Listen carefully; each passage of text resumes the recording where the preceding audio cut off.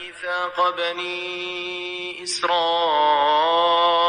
لا تعبدون إلا الله وبالوالدين إحسانا وذي القربى واليتامى والمساكين وقولوا للناس حسنا وأقيموا الصلاة وآتوا الزكاة ثم توليتم إلا قليلا منكم وأنتم معرضون وإذ أخذنا ميثاقكم لا تسفكون دماءكم ولا تخرجون أنفسكم من دياركم ثم أقررتم وأنتم تشهدون ثم أنتم هؤلاء تقتلون أنفسكم وتخرجون فريقا منكم من ديارهم تظاهرون عليهم بالإثم والعدوان وإن يأتوكم أسارى تفادوهم وهو محرم عليكم إخراجهم أفتؤمنون ببعض الكتاب وتكفرون ببعض فما جزاء من يفعل ذلك منكم إلا خزي في الحياة الدنيا ويوم القيامة يردون إلى أشد العذاب وما الله بغافل عما تعملون أولئك الذين اشتروا الحياة الدنيا بالآخرة فلا يخفف عنهم العذاب ولا هم ينصرون ولقد آتينا موسى الكتاب وقفينا من بعده بالرسل وآتينا عيسى ابن مريم البينات وأيدناه بروح القدس أفكلما جاءكم رسول بما لا تهوى أنفسكم استكبرتم ففريقا كذبتم وفريقا تقتلون وقالوا قلوبنا غلف بل لعنهم الله بكفرهم فقليلا ما يؤمنون ولما جاءهم كتاب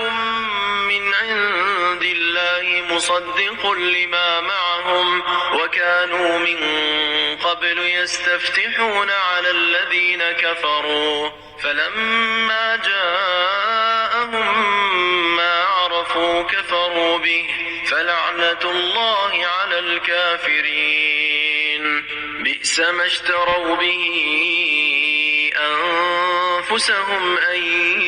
يكفروا بما أنزل الله بغيا أن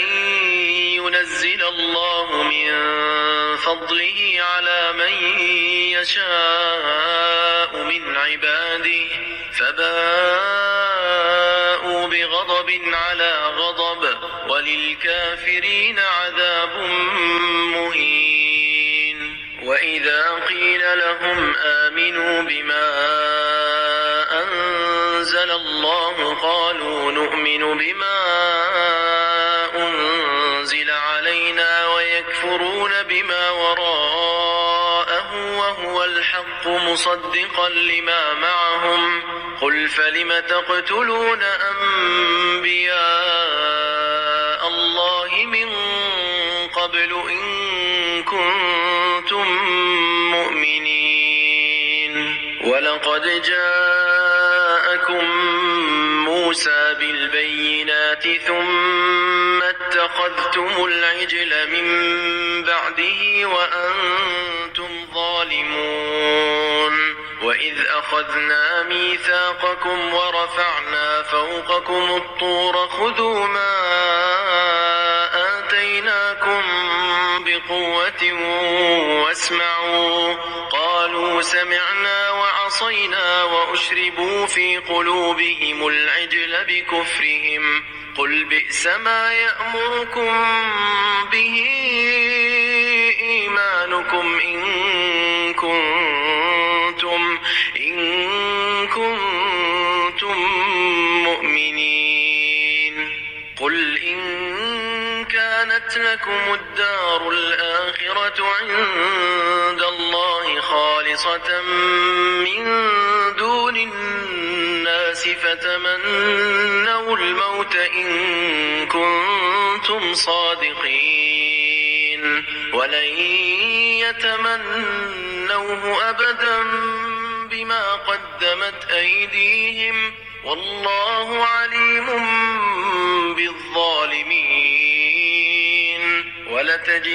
ولتجدنهم أحرص الناس على حياة ومن الذين أشركوا يود أحدهم لو يعمر 1000 سنة وما هو بمزحزحه من العذاب أن يعمر والله بصير بما يعملون.